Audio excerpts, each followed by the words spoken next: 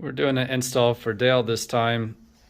The last video was a year ago, which makes sense because that was the beginning of the off season. Right now there's a shitty winter storm blowing through, and also got the in-laws in town, so it's a good excuse to get out of the house and spend some time in the shop. I've done a couple of these installs since the last video, and so I've made a few changes, make sure that my equipment that I need is color coded so I can just get straight to it, finding the parts that I need or whatever.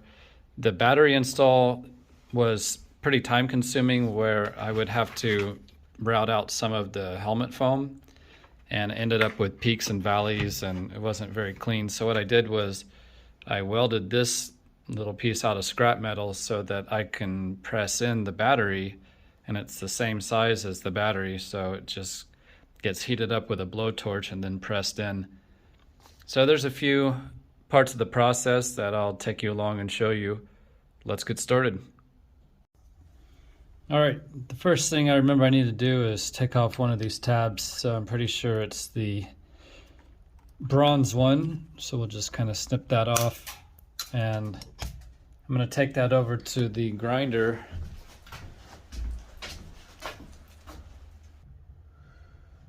and then just kind of shave that down so we don't have any sharp edges.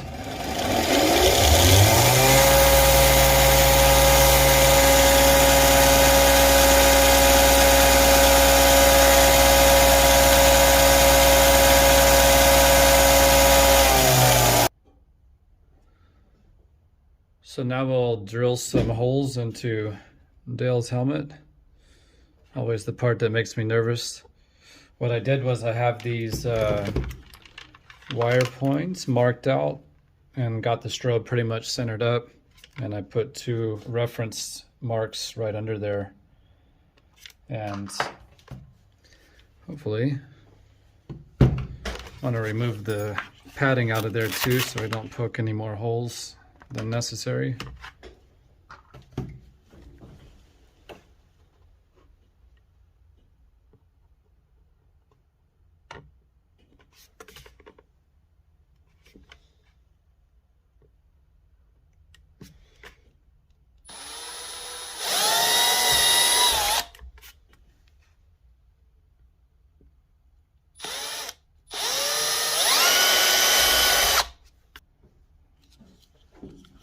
I'll just mix up a little epoxy, and this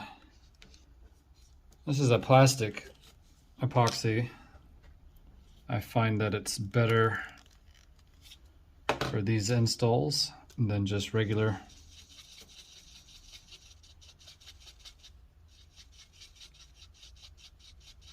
We'll have to let it set just a little bit before playing with the rest of it.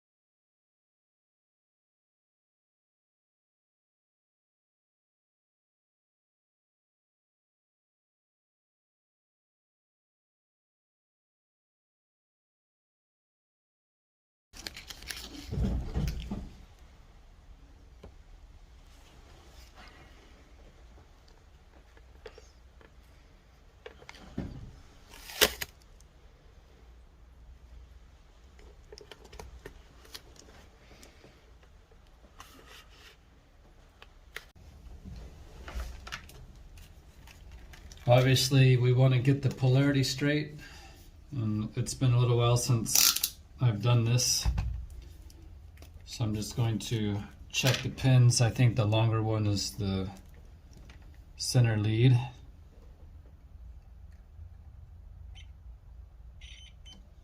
And I was wrong. The shorter one is the center lead. Good to check. So we'll put positive on the center.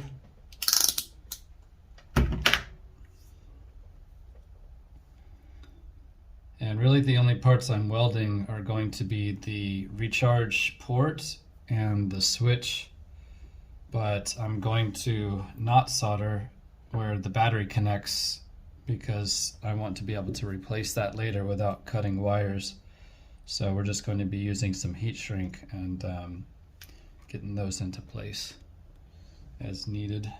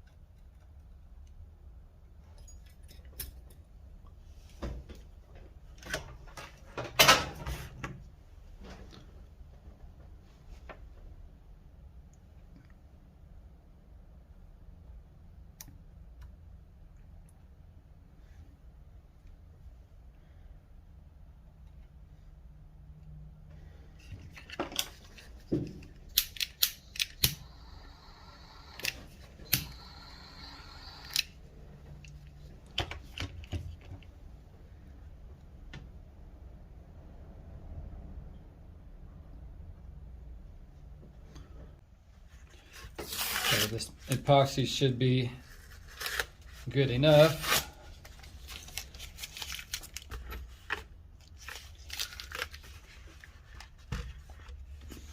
Seems to be dried okay.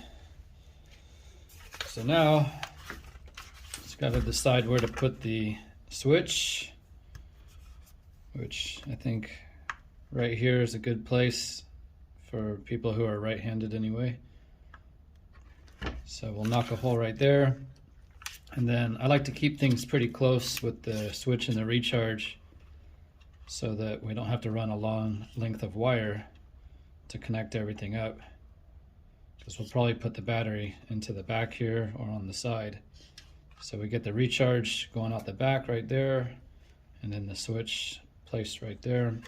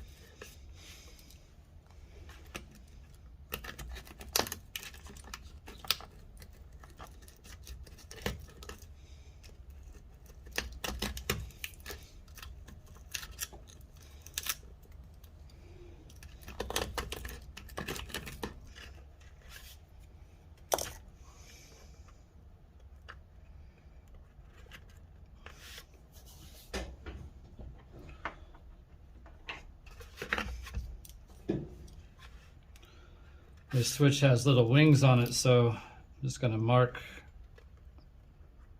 approximately where that is. And we'll use a flat file. Let's just file that back just a little bit.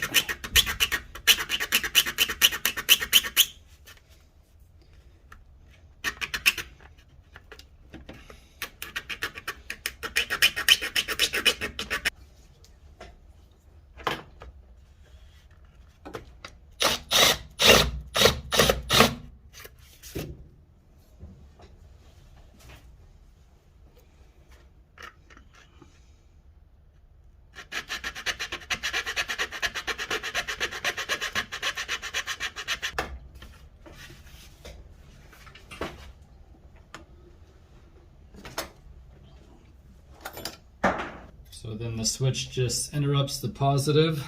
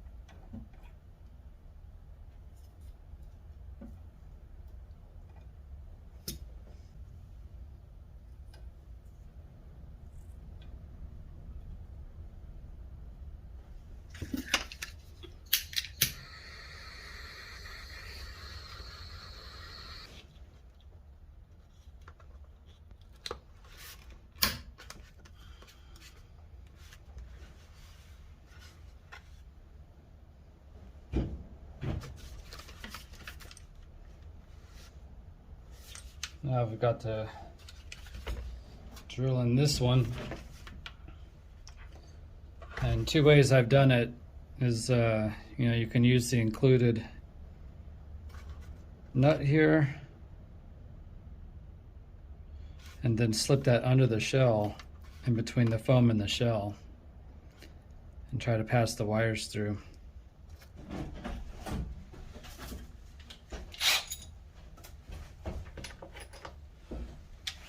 Or if you get a tight fit, you can just screw it in, put a dab of epoxy on it too.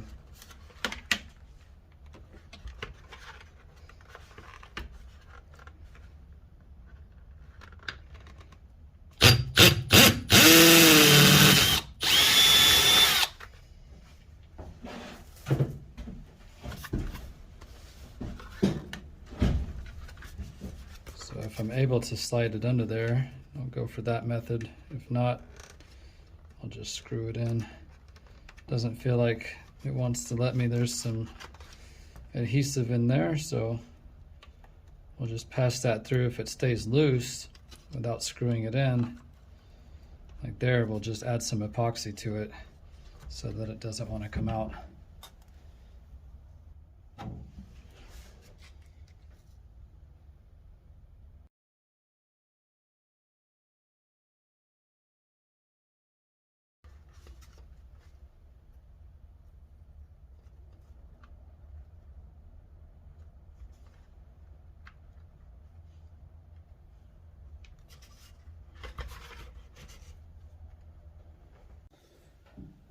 So the glue's dry enough on the light and the recharge port. This is where things start to get a little tight. So got to take the battery and get it hooked up to the recharge and also the switch on one side. So that's going to be 3 into 1, and want to make sure you do one of these at a time. Leave the other one, connected so you don't short circuit the battery. And then, like I said, we want to, what I'm going to do is just not solder these so that when you have to recharge or replace the battery, that you don't have to desolder or cut any wires. So first we're going to take a couple of these guys.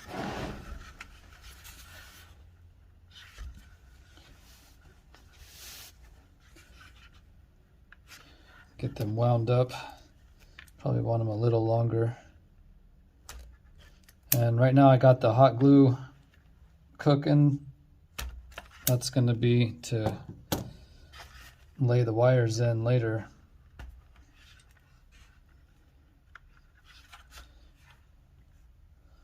So what I'm going to do is take the battery lead, put the heat shrink on first. I'm going to take these guys,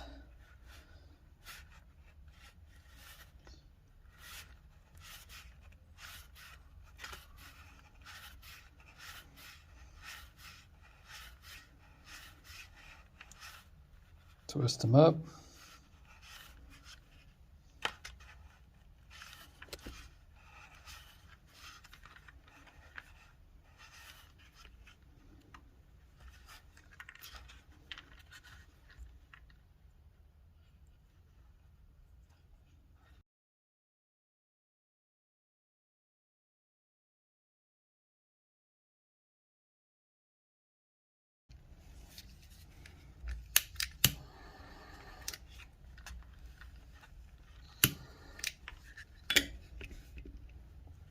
Okay. Then we want to do the same thing with the negative terminal.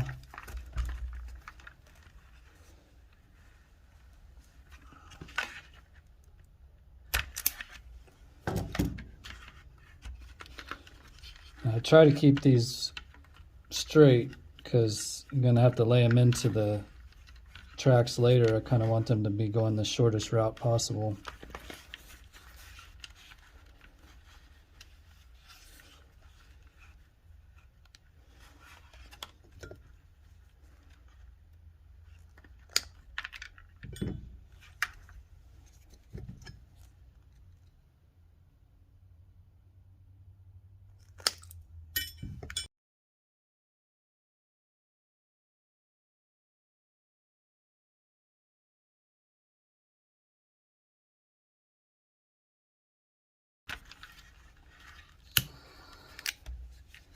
Okay, so batteries in there. Now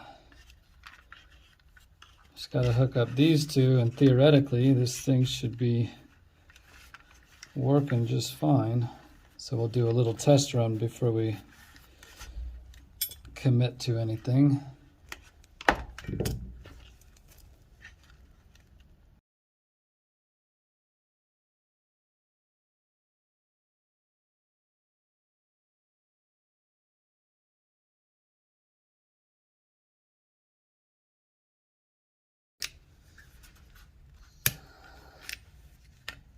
Okay, let's see if it works.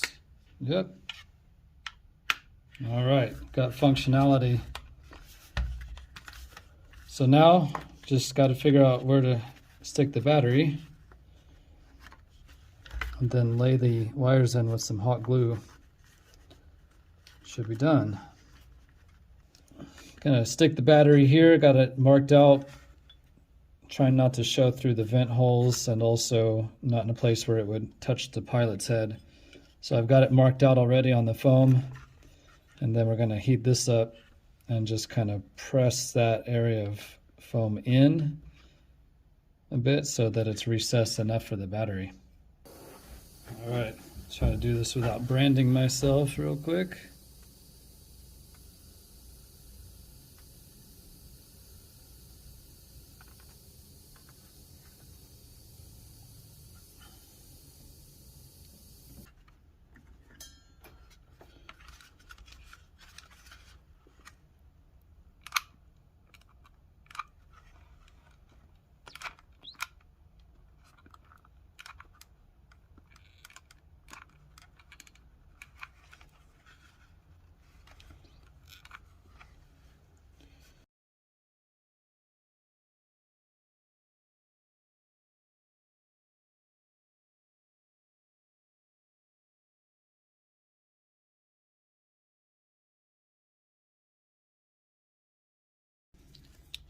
There we go. Pretty on the outside. A little ugly on the inside. Like some girls I used to date in college. Now we still need to put these together. This is the recharging leash for it. We're going to use this barrel connector here with a USB shutoff. When it reaches full battery capacity, it cuts off automatically. And we'll just splice those together so you'll have something to charge it up in your car, Dale. Anyway, I hope you like it. I'm just glad it works.